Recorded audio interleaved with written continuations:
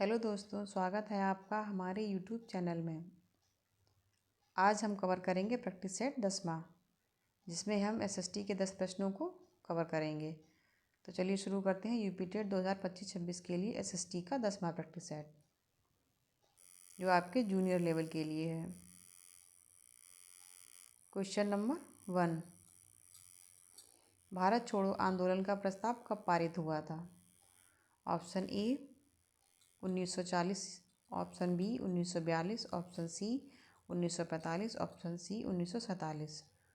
Question 1 का right answer है option B 1942।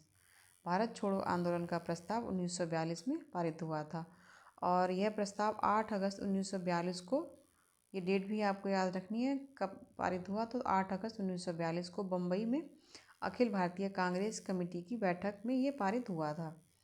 तो ये भी इम्पोर्टेंट है कि कहाँ पे, तो अखिल भारतीय कांग्रेस कमेटी की जो बैठक हुई थी उसमें 8 अगस्त 1942 को भारत छोड़ो आंदोलन का प्रस्ताव पारित हुआ था, जिसमें महात्मा गांधी द्वारा शुरू किया गया और इसी दिन उन्होंने करो या मरो का नारा दिया था। और इसी आंदोलन में उन्होंने करो या मरो का नारा दिया था गांधी जी ने। तो इसकी जो प्रस्ताव की तिथि थी वो 8 अगस्त 1942 थी और ग्वालियर टैंक मैदान मुंबई से इसको पारित किया गया था और उसके नेतृत्व करता थे महात्मा गांधी। और इनका जो मुख्य नारा था करो या मरो का नारा था। उद्देश्य जो था वो भारत में ब्रिटिश शासन का तत्काल अंत करना था। भारत छोड़ो आंदोलन का जो उद्देश्य था कि जो अंग्रेज थे अंग्रेजों को भारत से बाहर निकालना और स्वतंत्र स्थापित करना। इसकी जो पृष्ठभूमि थी वो क्रिप्स मिशन की विफलता के बाद यह आंदोलन शुरू किया गया था और यह प्रस्ताव पारित होने के बाद 9 अगस्त 1942 को आंदोलन शुरू हुआ, लेकिन गांधी जी और प्रमुख नेताओं को तुरंत गिरफ्तार कर लिया गया था। 8 अगस्त को ये प्रस्ताव पारित होने के बाद 9 अगस्त को ये आंदोलन पूरे देश में फैल गया था और उसके बाद जो बड़े बड़े जो भी स्वतंत्रता सेनानी थे और गांधी जी समेत कई नेताओं को, प्रमुख नेताओं को गिरफ्तार कर लिया गया था, इसके बाद यह आंदोलन पूरे देश में फैल गया था।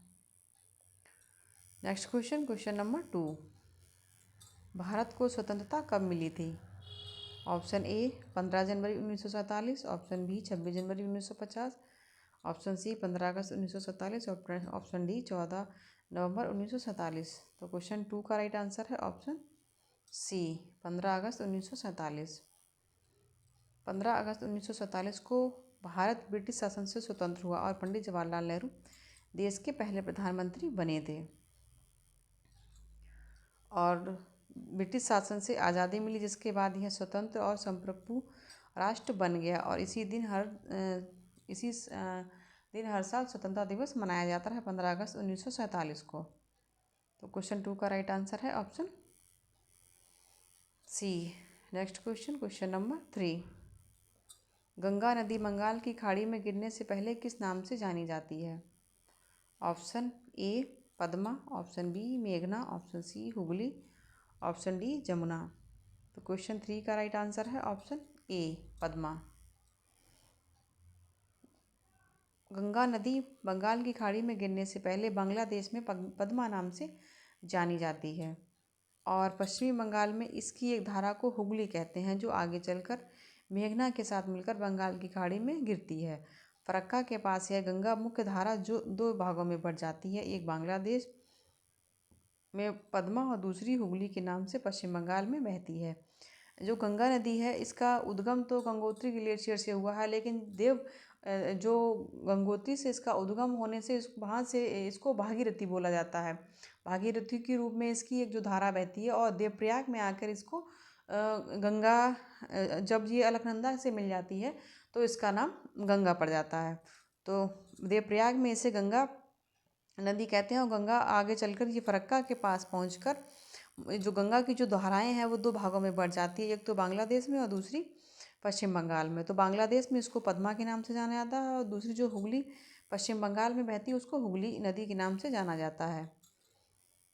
और देवप्रयाग के बाद यह गंगा कहलाती है क्योंकि जो इसकी मुख्य धारा निकलती है वो भागीरथी के नाम से निकलती है, गंगोत्री ग्लेशियर से, और बांग्लादेश में इसे पद्मा कहते हैं। और ब्रह्मपुत्र जो जमुना, जिसे ब्रह्मपुत्र नदी को बांग्लादेश में जमुना बोला जाता है और ये मेघना के साथ मिलकर बंगाल की खाड़ी में गिरती है। तो क्वेश्चन 3 का राइट आंसर है ऑप्शन ए पद्मा। बांग्लादेश में पद्मा को बांग्लादेश में गंगा नदी को पद्मा कहा जाता है। क्वेश्चन 4, सूर्य से तीसरा ग्रह कौन सा है? इसके ऑप्शन है ऑप्शन ए बुध, ऑप्शन बी शुक्र, ऑप्शन सी पृथ्वी, ऑप्शन डी मंगल। क्वेश्चन 4 का राइट आंसर है ऑप्शन सी पृथ्वी। सूर्य से दूरी के हिसाब से जो तीसरा ग्रह है वो पृथ्वी है। सबसे पहले तो बुध आता है, फिर शुक्र आता है, फिर पृथ्वी आती है। तो जो बुध और शुक्र के बाद आता है वह हमारे सौरमंडल का 5वां सबसे बड़ा ग्रह भी है, जो सूर्य से अपनी दूरी के क्रम में बुध सबसे पहले तो सूर्य से जो दूरी है सबसे पहले क्रम के अनुसार तो पहले बुध आएगा, फिर शुक्र आएगा, फिर पृथ्वी आएगी, फिर मंगल आएगा, फिर बृहस्पति, फिर शनि, फिर यूरेनस और फिर नेपच्यून। और क्रम में तीसरे स्थान पे है पृथ्वी, जो है वो तीसरे स्थान पर आती है। और यह हमारा अपना ग्रह है जो पानी से ढका हुआ और जीवन के लिए जाना जाता है। तो क्वेश्चन 4 का राइट आंसर है ऑप्शन सी पृथ्वी। नेक्स्ट क्वेश्चन नंबर 5, सौरमंडल का सबसे बड़ा ग्रह कौन सा है? ऑप्शन ए पृथ्वी, ऑप्शन बी शनि, ऑप्शन सी बृहस्पति, ऑप्शन डी वरुण। क्वेश्चन 5 का राइट आंसर है ऑप्शन सी बृहस्पति। सौरमंडल का सबसे बड़ा जो ग्रह है वो बृहस्पति है, जो सूर्य से 5वां ग्रह है और अपने विशाल आकार के कारण सौरमंडल का सबसे विशाल गैसीय ग्रह है। ये सौरमंडल का सबसे बड़ा और गैसीय ग्रह है। ये पार्थिव ग्रह नहीं है, ये गैसीय ग्रह, ये पूरा गैस का बना हुआ है। और इसका जो द्रव्यमान है वो अन्य सभी ग्रहों की तुलना में लगभग 2.5 गुना है। इसका जो द्रव्यमान है वो और जो प्लेनेट हैं और जो ग्रह हैं उनकी तुलना में 2.5 गुना ज़्यादा है। और आकार और द्रव्यमान यह पृथ्वी से लगभग 11 गुना चौड़ा है। और इसका द्रव्यमान इसकी इतना अधिक है कि यह सूर्य के द्रव्यमान का लगभग 1000वां भाग हिस्सा है। तो जो बृहस्पति है वो पृथ्वी से 11 गुना चौड़ा है और यह एक गैसीय ग्रह है। ये भी याद रखना है आपको। कभी कभार यही पूछ लिया जाता है कि पार्थिव ग्रह कौन सा है और गैसीय ग्रह कौन सा है। तो जो बृहस्पति है वो एक गैसीय ग्रह है और सबसे बड़ा ग्रह है। बृहस्पति इतना विशाल है कि सौरमंडल के अन्य सभी ग्रहों के कुल द्रव्यमान का लगभग 2.5 गुना है। और इतने हमारे सौरमंडल के बाकी हिस्सों में निर्माण को प्रभावित करता है। अन्य गैसीय ग्रहों में जैसे शनि, यूरेनस और नेपच्यून, जो गैसीय बृहस्पति के बाद जो ग्रह आते हैं वो शनि है, यूरेनस है और नेपच्यून भी इसमें शामिल है। ये भी सारे गैसीय ग्रह हैं, क्योंकि जो पृथ्वी और बृहस्पति के जो पहले जो ग्रह आते हैं वो पार्थिव ग्रह होते हैं, वो चट्टानों के और धूल के बने होते हैं। लेकिन जो बृहस्पति और शनि, यूरेनस है, ये सारे गैसीय ग्रह हैं, गैसों के बने हुए हैं। नेक्स्ट क्वेश्चन नंबर 6, किस ग्रह को लाल ग्रह भी कहा जाता है? ऑप्शन ए बुध, ऑप्शन बी शुक्र, ऑप्शन सी मंगल, ऑप्शन डी शनि। तो क्वेश्चन 6 का राइट आंसर है ऑप्शन सी मंगल। मंगल ग्रह को लाल ग्रह भी कहा जाता है क्योंकि इसकी सतह पर मौजूद आयरन युक्त धूल और चट्टानों में जंग आयरन ऑक्साइड लगने के कारण यह लाल रंग का दिखाई देता है। जो मंगल ग्रह है उसको लाल ग्रह बोला जाता है क्योंकि यहाँ पे आयरन की अधिकता, यहाँ की जो मिट्टी है वहाँ पे आयरन ऑक्साइड की अधिकता ज़्यादा है, इस वजह से ये लाल दिखाई पड़ता है और पृथ्वी से देखने पर इसे विशेष लाल रंग देता है। आयरन ऑक्साइड की अधिकता के कारण ये लाल दिखाई देता है, इसीलिए उसको लाल ग्रह भी कहा जाता है। मंगल की मिट्टी में आयरन ऑक्साइड की अधिकता होती है जो ऑक्सीकरण जंग लेने की प्रक्रिया के कारण लाल रंग दिखाई देता है। और इसके अन्य नाम भी हैं, जैसे रोमन युद्ध के देवता के नाम पर भी इसको मंगल कहा जाता है। प्राचीन कथाओं के अनुसार इसको जो रोमन देवता हैं उनके नाम से भी उनको मंगल कहा जाता है। और इसकी ये विशेषता है कि ये सूर्य से चौथा ग्रह है और इसकी सतह पर विशाल ज्वालामुखी जैसे ओलंपियस मास और घाटियां हैं। इसके जो मंगल ग्रह है इसके सतह पर बहुत बड़ा ज्वालामुखी पर्वत भी पाया जाता है और ये सूर्य से चौथा ग्रह है। तो क्वेश्चन 6 का राइट आंसर है ऑप्शन सी मंगल। नेक्स्ट क्वेश्चन नंबर 7, मौलिक कर्तव्य संविधान के किस संशोधन द्वारा जोड़े गए हैं? ऑप्शन ए 40वां संशोधन, ऑप्शन बी 42वां संशोधन, ऑप्शन सी 44वां संशोधन, ऑप्शन डी 46वां संशोधन। तो क्वेश्चन 7 का राइट आंसर है ऑप्शन बी 42वां संशोधन।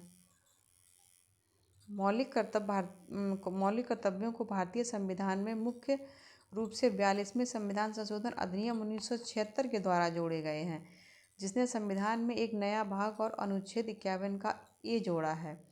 जो हमारे मौलिक कर्तव्य हैं उनको 42वें संविधान संशोधन 1976 में जोड़ा गया था।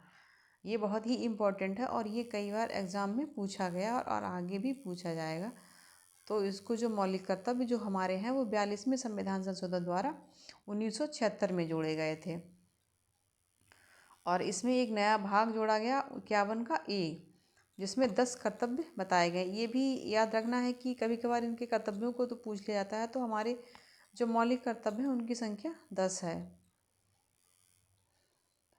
और पहले 10 थी लेकिन बाद में इनको एक कर्तव्य और जोड़ दिया गया था, जिसमें शिक्षा से संबंधित कर्तव्यों को जोड़ा गया। इसको मिलाकर इनकी संख्या जो है वो 11 हो गई है। जैसे बाद में 86वें संविधान संशोधन 2 के द्वारा शिक्षा से संबंधित एक कर्तव्य जोड़ा गया, जिसमें इनकी संख्या 11 हो गई है।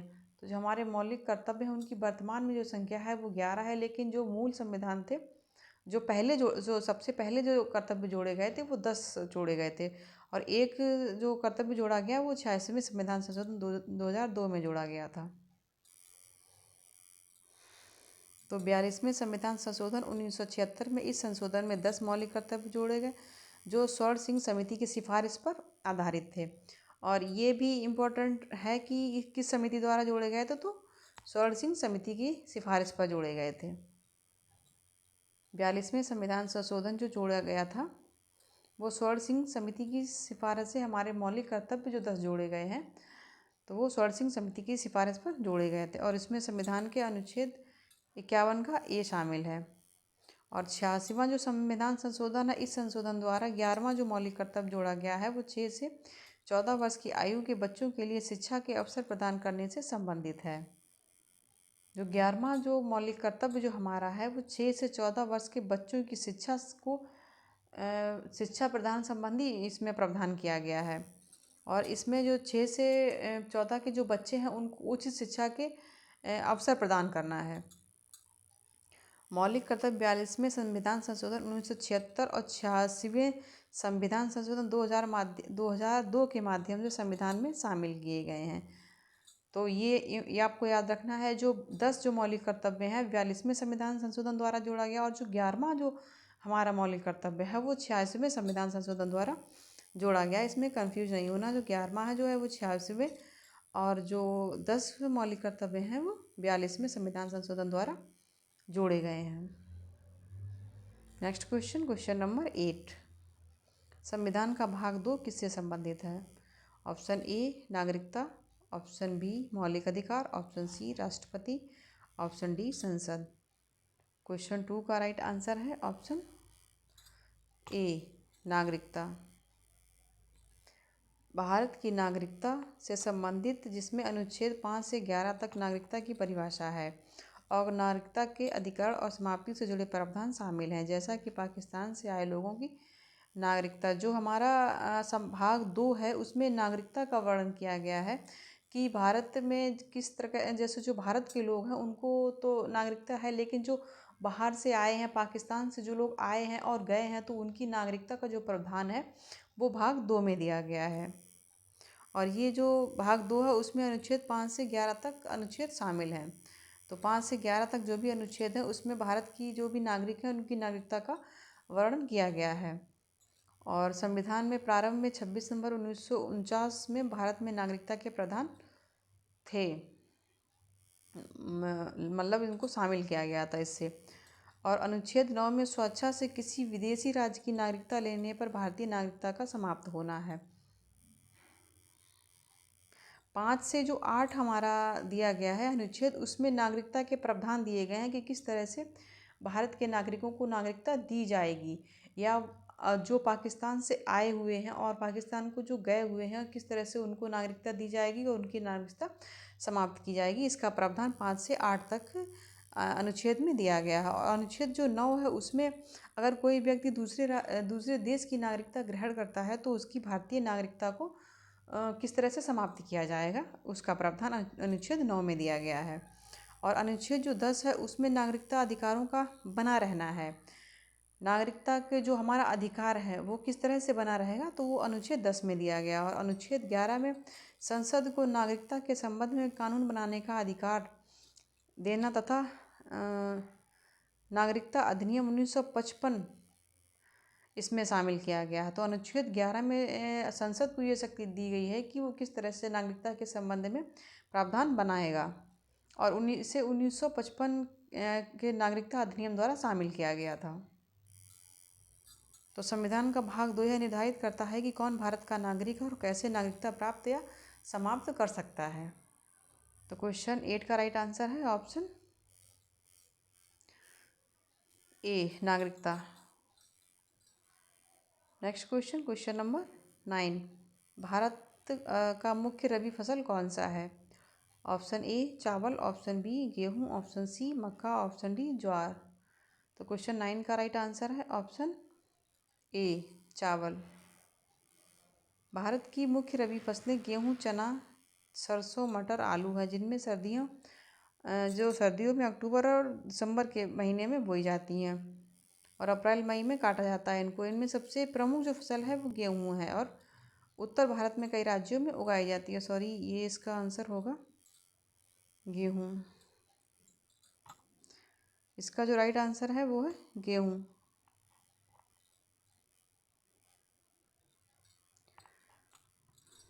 भारत की जो मुख्य रबी फसल है वो गेहूं है। वैसे तो कई सारी हैं, जैसे गेहूं हो गया, चना हो गया, सरसों हो गया, लेकिन जो मुख्य फसल है वो गेहूं है, रबी की फसल। और इसको कई राज्यों में उगाया जाता है। जैसे गेहूं, रबी की जो फसलें हैं ये भी ज़रूरी इंपॉर्टेंट है कि कौन कौन सी होती हैं, तो यही भी आपको याद रखना है। तो गेहूं हो गया, जौ हो गया, रबी हो गया। और दालों में जैसे चना, मसूर, ये नहीं होगा, ये खरीफ फसल होगा। चना, मसूर, मटर, राजमा, ये भी दालें जो हैं वो रबी की फसलें में। और तिलहन में सरसों, अलसी, कुसुम, ये सारे हो गए। और इसका जो रबी की फसल का जो बुवाई का टाइम होता है वो अक्टूबर से दिसंबर के बीच में होता है और इनकी कटाई अप्रैल से जून के महीने में होती है। और जो रबी की फसल जैसे गेहूं हो गया और सरसों हो गया, इनका जो उत्पादक राज्य हैं वो पंजाब, हरियाणा, उत्तर प्रदेश, मध्य प्रदेश, राजस्थान और उत्तराखंड है। इन क्षेत्रों में इनकी खेती ज़्यादा होती है। Next question, question number 10, Tata iron steel company कहाँ स्थित है, जिसको टिस्को बोलते हैं? तो टिस्को की स्थापना कहाँ की गई है? ऑप्शन ए, ये बहुत इंपॉर्टेंट क्वेश्चन है, आपको याद रखना है। इस तरह से क्वेश्चन बहुत पेपर में बनते हैं। Option A Rourkela, option B Bhadravati, option C Jamshedpur, option D Durgapur. तो क्वेश्चन 10 का राइट आंसर है option C, Jamshedpur. Tata iron steel company, जिसको टिस्को बोलते हैं, की स्थापना जमशेदपुर में की गई है, झारखंड में, जिसे अब टाटा स्टील लिमिटेड के नाम से भी जाना जाता है। पहले इसको टाटा आयरन स्टील कंपनी बोलते थे, लेकिन अब इसका नाम बदलकर टाटा स्टील लिमिटेड कर दिया गया। और इसकी स्थापना झारखंड के जमशेदपुर में 1907 में हुई थी। ये डेट भी आपको याद रखनी है। तो कब हुई थी? 1907 में। जो टाटा आयरन स्टील कंपनी है उसकी स्थापना 1907 में जमशेदपुर में की गई थी। और ये भारत की पहली लौह अयस्क और इस्पात कंपनी है। इसका मुख्य उत्पादन संयंत्र और मुख्यालय जमशेदपुर में स्थित है। हालांकि कंपनी का कॉर्पोरेट मुख्यालय मुंबई में, इसका जो कॉर्पोरेट मुख्यालय है वो मुंबई में है। और यह एक वैश्विक कंपनी है जिसके मुख्य परिचालन भारत, नीदरलैंड और यूनाइटेड किंगडम में भी हैं। इनकी जो और शाखाएं हैं वो अन्य देशों में भी हैं। टाटा आयरन स्टील की जो कंपनी है उसकी जो अन्य शाखाएं अन्य विदेशों में भी इनकी शाखाएं हैं। तो इसकी स्थापना जो हुई थी वो 26 अगस्त 1907 को जमशेद जी टाटा के द्वारा की गई थी। जो जमशेद जी टाटा थे उनके नाम से ही इसका नाम रखा गया था और उन्होंने 26 अगस्त को इसकी स्थापना की थी जमशेदपुर, झारखंड में। और ये भी पूछा जाता कि नदी के तट पर है, तो स्वर्ण रेखा और खरगई नदियों के तट पर इसकी स्थापना की गई। जो स्वर्ण रेखा नदी और खरकई जो नदी है उसके बीच के क्षेत्र में इसकी स्थापना की गई है। तो उसका पुराना जो नाम है वो टिस्को है और वर्तमान नाम टाटा स्टील लिमिटेड। तो क्वेश्चन 10 का राइट आंसर है ऑप्शन सी, जमशेदपुर। टिस्को की स्थापना जमशेदपुर में की गई थी। तो ये थे हमारे 10 क्वेश्चन। मिलते हैं नए प्रैक्टिस सेट में नए क्वेश्चंस के साथ।